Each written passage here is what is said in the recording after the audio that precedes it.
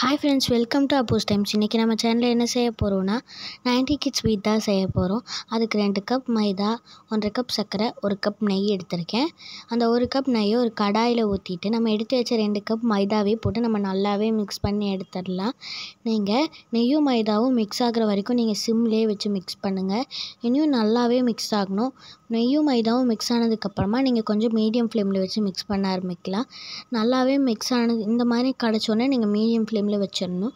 இந்த மாதிரி மீடியம் ஃப்ளேமில் வச்சதுக்கப்புறமா நம்ம ஒரு லிக்விட் கன்சிஸ்டன்சிக்கு நம்மளுக்கு கிடைக்கணும்.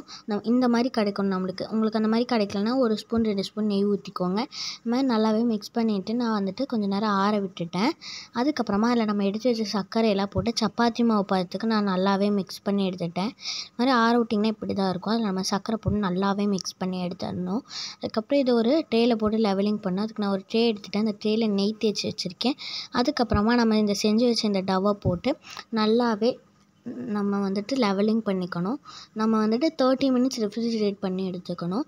நீங்கள் பார்த்தீங்கன்னா ஃப்ரீசரில் வைக்காமல் ஃப்ரிட்ஜில் வைங்க. 30 மினிட்ஸ் ஃப்ரீசரில் வச்சிங்க, உங்களுக்கு சீக்கிரமாகணும்னு சொல்லி ஃப்ரீசரில் வச்சிங்கன்னா நம்மளுக்கு க்யூப் போடும்போது நம்மளுக்கு எல்லாமே உடஞ்சி தான் வரும். அதனால் நம்ம ஃப்ரிட்ஜிலே வச்சு நல்லா இந்த மாதிரி லெவலிங் பண்ணி ஃப்ரிட்ஜில் 30 மினிட்ஸ் வச்சு எடுத்ததுக்கப்புறமா எனக்கு இந்த மாதிரி இருந்துச்சு. அதுக்கப்புறம் நான் சைடில் மட்டும் நைஃப் வச்சு எடுத்து விட்டதுக்கப்புறமா ஒரு பிளேட்டில் கவுத்திட்டு நான் வந்துட்டு நல்லாவே பீஸ் போட ஆரம்பிச்சிட்டேன்.